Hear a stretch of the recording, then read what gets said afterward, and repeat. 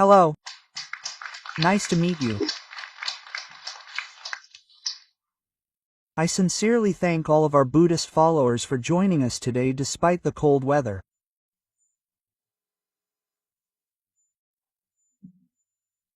I also sincerely thank the abbot and all the other officials who invited me to the Dharma service today.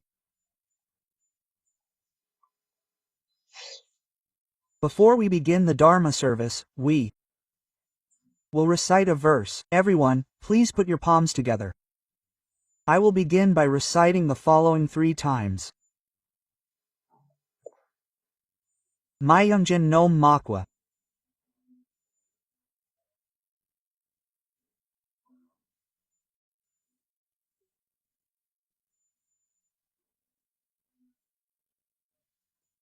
By Chanma Mutu Ramani Badu Maju Bara Bula Baro Thou and Makwa By Nuna Mamuti Ra Ha Mani Vamo Ju Bara Bula Ha Baro Tea Makwa By Non Mamu Manu Manju Bara Bula Ha Baro Tea Makwa By Non Mamu Manju Maju Bara Pu Baro Thou Haoi Kong.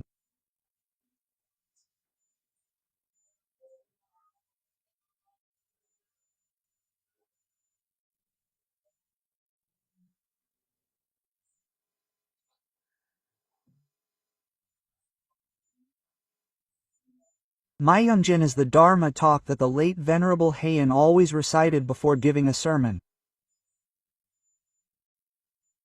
Since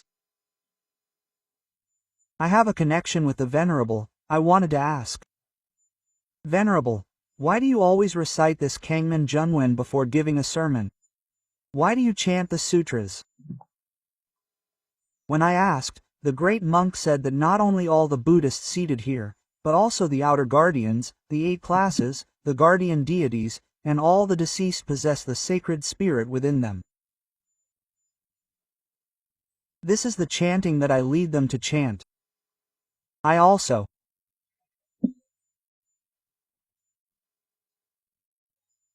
heard that I do this Dharma talk to avoid incorporating personal views and thoughts into my Dharma talk. Before I begin my Dharma talk today, I chant the Gangmyeongjin 1 3 times with our Bodhisattvas. There are many Dharma talks. There are stories about the Buddha's life, stories of the Buddha's sutras, Zen Dharma talks by monks, and even daily Dharma talks. But today, I will talk to you about prayer, and how I have lived since I was young. I will conclude today's Dharma talk by telling you about how prayer should be done. You all know Venerable Dosen, right? Yes. Venerable Su Sok Juji came and gave a Dharma talk, right? Yes. You must have given sermons. Whenever Venerable Dosen gave sermons, I cried so much when I was young that the monk asked why I was crying, and I said, I miss my mother. I miss my mother, that's why I'm here. Quote. So the great monk said, then you should diligently seek out Gans Bodhisattva. If you pray diligently, your mother will surely come. Quote. So many sermons were given about that prayer. That's why later generations even sang a song called Mother, and I probably remember that. I was there too. Venerable Dosen became a monk when he was 7 and I became a monk when I was 8, so about 60 years have passed. At that time, there were 14 boys living at Junghesa Temple and 15 at Sudoksa Temple. However, the only one who prayed diligently and served the monks at Junghesa Temple had 4 monks, but all 15 of the Sudoksa monks were in Sokte, a form of Buddhist meditation. So they lived outside. If you ask why I'm saying this, our monk Dosen was very good at chanting and had a good voice and everything, but back then, from the age of 8, he couldn't wear a kasa, traditional Buddhist robe, and had to wear a kasa, traditional Buddhist robe, and chant. So what did we do? We weren't good at chanting, so we cooked and went to our hometown to do some Buddhist prayers. After doing that for about 8 years, these days, there are things like 1,000-day prayers or 100-day prayers, but back then, there was no such thing. Back then, what we did was always practice and pray. We'd wake up at 3 a.m., pray, cook, make side dishes, go to the mountain to get better, prepare, and work until 9 p.m.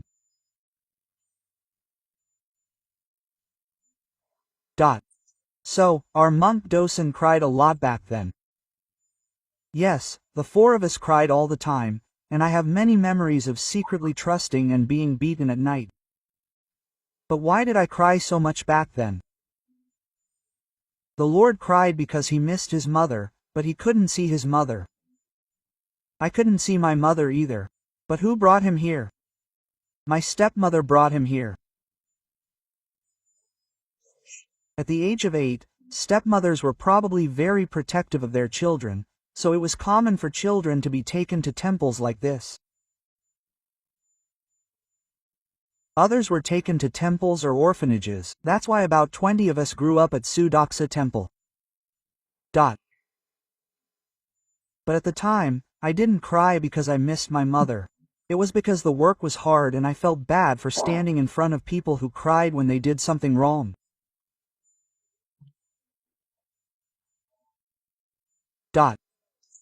So, the great monk Baekcho called me because the children were crying so much and they trusted me a lot in the evening.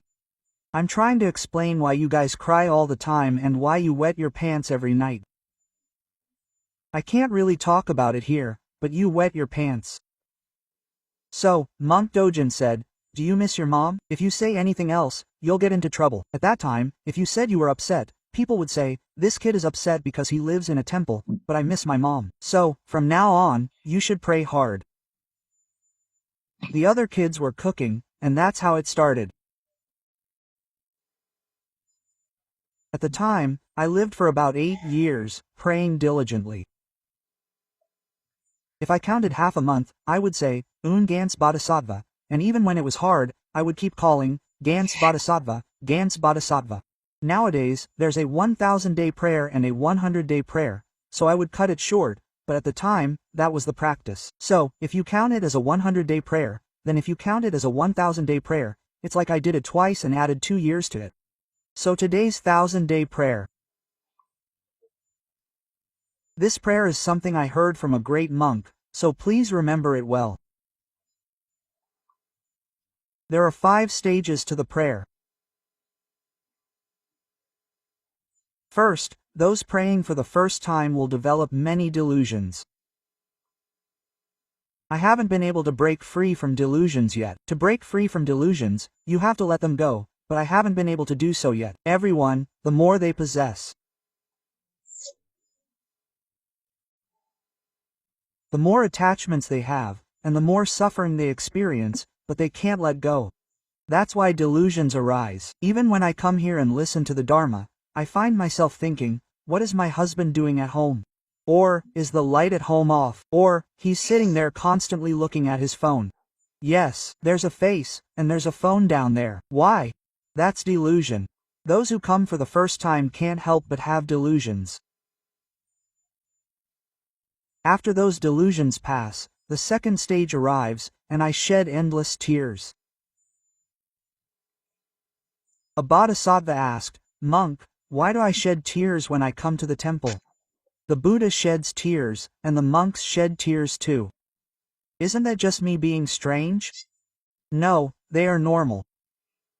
We have already escaped the world of illusion and entered the second stage, the world of tears. That's why we cannot help but shed tears. Whether they are tears of truth or tears of karma, we can shed all of them. The second and third stages are boundless joy. It's joyous to come to the temple, joyous to see the Buddha, joyous to chant, joyous to simply be joyful. So, when you go to a large temple, you'll see old monks there. Even the old monks say we're like children. Those monks, those who have prayed a lot, have youthful faces and don't speak of joy. They live in joy, in joy. After that third stage, you reach the world of no self. The world of no self is one where there are no thoughts. I prayed here for 3-4 hours, but I still didn't know how to pray. You've probably felt the same way at times. When prayer really goes well, an hour passes by in a flash. This is the state of no self. You need to know how to block and open that state well. Then, if you pray a lot, this world of no self will come. It would be great if you could pray and reach this world of no self, but these days,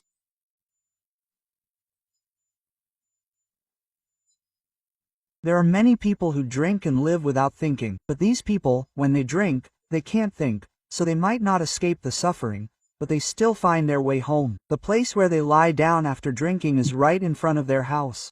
This is repetition. It's repetition. Those people who pray a lot and reach this world of no self will find that they are comfortable, but they are suffering and tired, so they drink to solve that problem. That world of no self, that world of no self, is that world of no self. Next, people are using drugs these days. It's so difficult and painful, so there's a tendency to try to achieve a state of no self through drugs.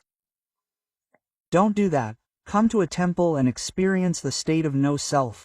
And what are the 5 stages? It's the Buddha's economy. If you pray a lot to this state of the wife, you will reach the 5th stage and enter the Buddha's world.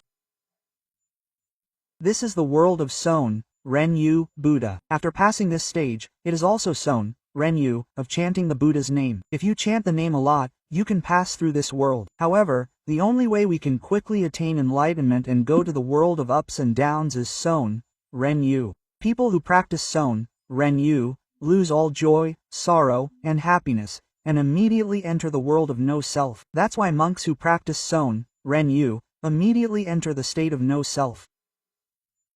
So, these days, monks shave their heads and go to Xianbang to meditate. This is to quickly reach the world of no self, and to achieve Zhongsang Xianbo, a kind of Buddhist meditation. These are the 5 stages of prayer. This is the same for Son meditation, chanting, and the prayers we practice. You need to know these stages and move forward. So, those who cry a lot are better than us. You think, oh, they're crying, then I need to cry quickly too. You think, oh, why can't I get it? Am I just a weird person? No, that's not true. The stage exists. Before the 1000-day prayer, you go to the temple every season. You bow 3 times. So, if you ask people what the 3 bows are, they say it's to give an opportunity to the Buddha, an opportunity to the Buddha, an opportunity to the Dharma, and an opportunity to the monks. That's true, but how did the great monks of old perform the mountain bow? How did you do the 3 bows? Then, when you first come to the temple and pray, the monks do the 3 bows.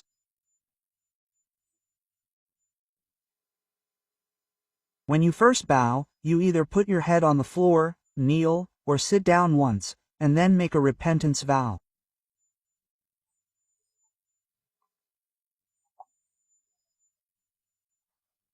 You read this 3 times or 10 times. When you come to the Buddha, you first bow, put your palms together, sit down, and participate. I let go of the 3 bows. Salvaha moji sade saba, I participate. What are you participating in? You participate in what you did yesterday and what you will erase today. When you participate, the regrets about what you did yesterday will begin to rise from your chest. They will come out from below.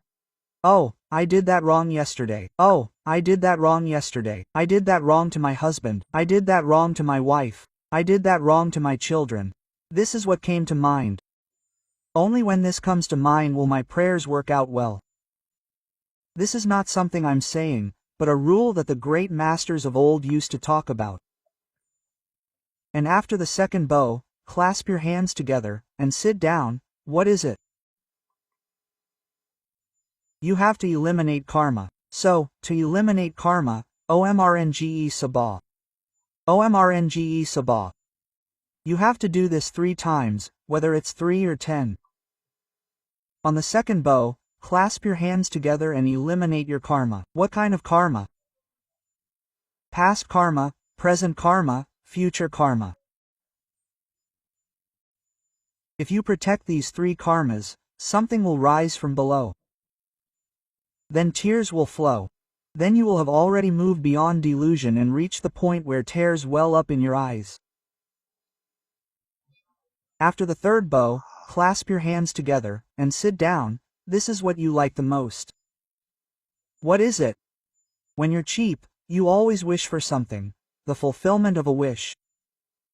Recite the wish-fulfilling vow. The wish-fulfilling vow is Anmuk and Salvadara Sadea. Recite this 3 times. But this wish can't be just a wish. You must make a major vow. Our country is going through difficult times right now, so I hope it prospers. This is the major vow. Before making a wish, I hope our country prospers. Quote, Buddha. And please grant me one wish. What is my wish? May my wife be healthy, my family be harmonious, and everything go well. Thinking this way is the wish-fulfilling act. So, our Buddha also made a major vow, and then made a smaller wish. Didn't our Kayasiddhagarbha Bodhisattva make a major vow? He said, I won't become a Buddha until hell and hell disappear. This is the major vow. But when all those people are gone, I will become like the Buddha. This is the wish. Pharmacists, didn't you make 12 great vows? 12. I will grant everyone's smallest wish. This is wish fulfillment. So, when you arrive at the temple, don't just rush to ask Buddha to do something for you. Do something for me. It's not like that. You absolutely must repent, eliminate your karma, and then make a wish. Then, recite the 1,000-Hand Sutra, or say a prayer, or whatever. This must become a part of your body. Everyone, try it starting tomorrow. Then, without realizing it, it will become a habit in your heart, and you will be able to participate in everything that happened yesterday. This is the basic principle of 3 times, 2 times. Now, what merits will there be after performing the 1,000-day prayer? Some people ask. Yes, there are merits. There are 5 stages of merits. First is the law of kindness. You will meet good people. Second is wealth. You will receive wealth. Third is food blessing. You will receive the blessing of eating. Next comes wisdom. Wisdom arises. Then comes the power of Gopi. After you all complete the 1,000-day cycle, these 5 stages will surely arrive. This is something I felt through experience. Let me tell you what I felt through experience. I came to this point as an adult and met the Buddha. It was only through our Buddha that I could have come this far. So, meeting the Buddha was truly a blessing. Next, what about the blessings? I served as the abbot of Gopi for 4 years. That was about 20 years ago, or 22 years ago. If you look at Gopi, you see that all the steps were laid by hand, right? I spent 3 years laying all the steps of Gopi. It was when our venerable Biopjang, the head monk, passed away. At that young age, I've already been in that politically difficult place for 4 years. That's a blessing, and then there's food. Because I met my mentor, I've never starved. This is food. When I was young and going through hard times, I'd go to my mentor and ask, why is it so hard? Quote. He'd tell me to become a monk by the time I'm 40. Then, everything will be accomplished. That's how I'm sure to receive blessings, fortune, and food. Then, when I was the head priest at a temple, an old woman asked, Monk, my husband drinks and harasses people. Can you change people now? Quote. Someone asked, what can I possibly accept? She said, meeting Buddha is the best health. After your second husband finishes his 1,000-day prayer, he won't drink alcohol and will definitely bring you wealth. So, wealth is for your husband. Next, food is for your children. So, your children will do well, they will eat well and live well, so they won't bother you, because you work so hard for your parents. That's why I'm telling you this blessing will definitely come. Next, wisdom. Many of you ask me what wisdom is, so I'd like to tell you about something that happened to me when I was young. Back in the old days, in Zhenghe, there was a persimmon tree. But it was a sweet persimmon tree, a sweet persimmon tree. The size of the sweet persimmons varies every year, doesn't it? When it bore fruit, the great monk Unbyukcho would come out and count all the sticks. How many? How many? How many? Why did he use them? He set them up to offer them to the great monk Mangong on another occasion. Sometimes there would be 20, sometimes 30, but that day, one was missing. It wasn't even on the ground, it had flown away. Where did it go? There was chaos. The great monk told them to come right away, and there was a fuss. The monk Wanju who was there said, this wasn't something the monks ate, it was probably something the children ate. He said to the children, now, hold up the hachari and tell me who ate it, and he would forgive them. Who would say anything? The woman got hit harder, but no one ate anything. So when we were getting the hachari, at first, Monk Jamyong, Monk Dosan, Monk Samo, and I sat down in a row. At that time, Monk Jamyong, the monk, we were all young, about 5 years old, but we were quite old by then. After about 2 or 3 years, when we were about 5 or 8 years old, he hit us with the hachari. How much would it hurt? He was jumping around, and even though he didn't eat, he started crying because he drank hachon. Everything was jumping around, he was getting old. So he stopped the tropical heat and then it was Dosan's turn. Dojin clapped his hands together, closed his eyes, and said, if you want to hit me, hit me. I didn't eat. Quote. He clapped his hands together and said, I'll hit Gansing Bodhisattva again. He said, I'll hit Gansing Bodhisattva again. He couldn't hit Gansam Bodhisattva because he heard Hacha. When he hit him, it felt like he hit Gansam Bodhisattva, but he just trembled and gave up. So he just clapped his hands together, and just sat there. After that, he went to Monk Samo and tried to hit him with his sword, and he got the answer. Look, if you look for the liver triangle, it means it won't fit, so hit it hard. So he looked for Gansam Bodhisattva. So, Yane said, I was beaten more because I was fooled once and twice. I was beaten more because I was sitting for free. Because of that one word. Even now, I know who ate it. But I can't tell them. If I tell, it'll be a big deal. When I die, I'll tell them. This is wisdom. Monk Dojin searched for the Gans Bodhisattva in Jambu so often since he was young. Other people were busy cooking, doing laundry, and everything else, but Doshin said that if he found the Gans Bodhisattva, his mother would come and he could receive all the morning. So, what were you thinking back then? Wisdom came to find the Gans Bodhisattva. He didn't eat it himself. So, being able to find the Gans Bodhisattva is wisdom.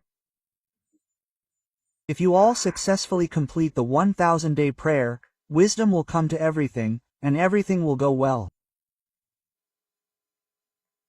Next is the power of Gap-I Ryak. I have to tell you another story about the power of Gap-I Ryak using an old example. When I was a priest at Gap-I Ray, a monk who was very good at punishment came to say he would pray.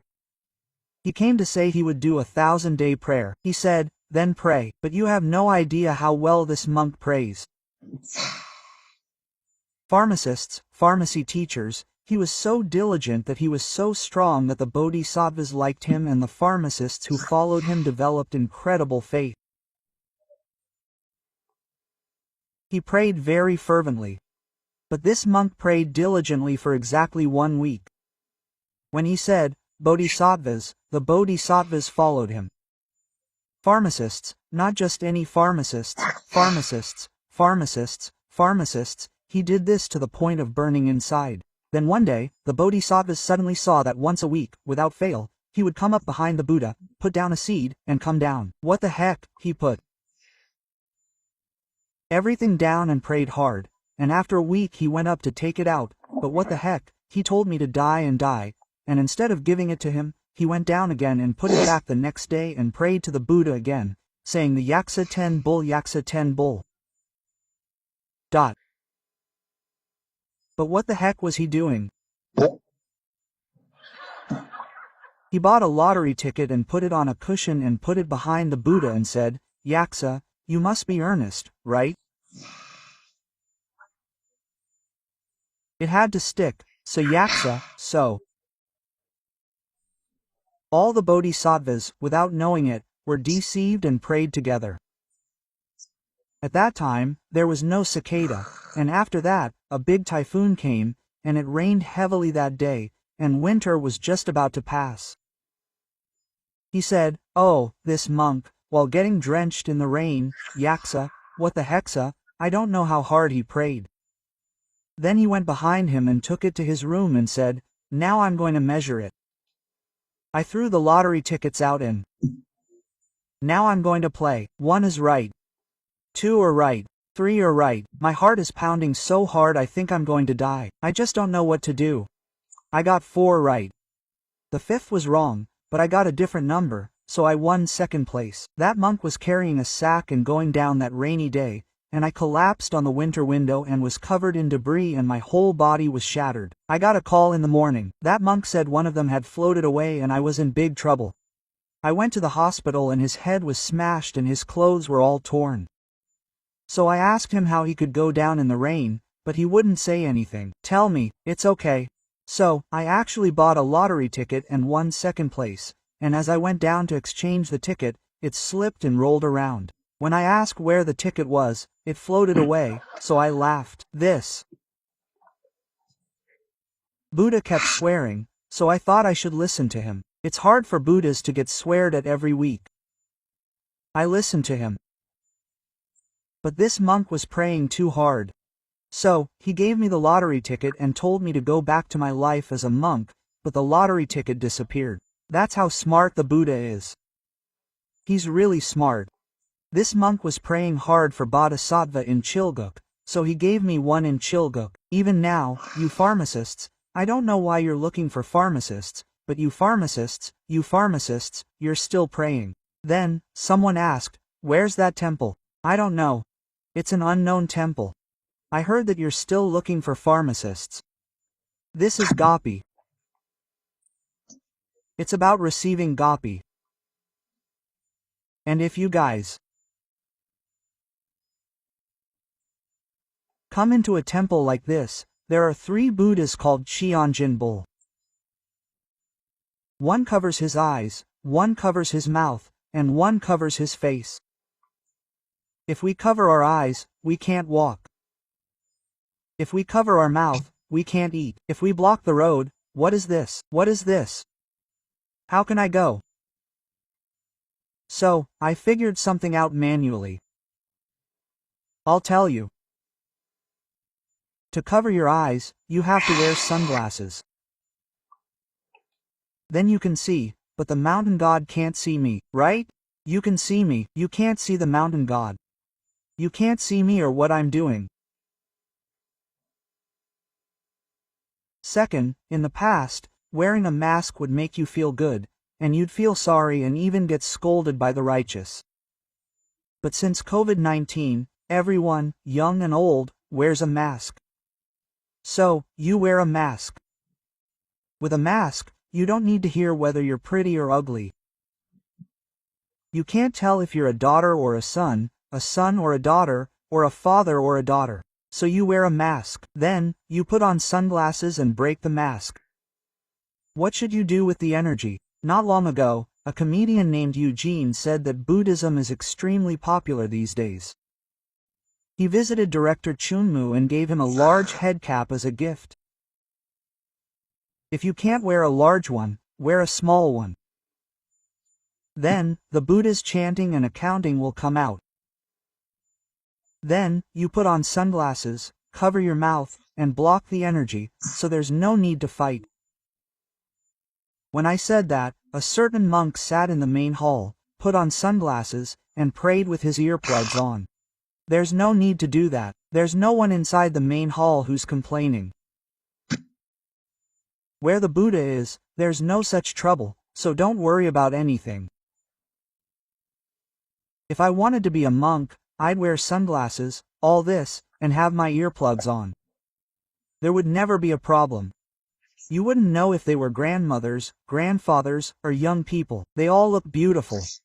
Everyone. So, everyone, from now on, when we create that innocence, I wish we could establish a Buddha statue with sunglasses on, a Buddha statue with a big Buddha statue inside, and a Buddha statue with a big Buddha statue inside. Even if we do that and give sermons, no one does. So, if I were to become the head monk again, I'd consider establishing one.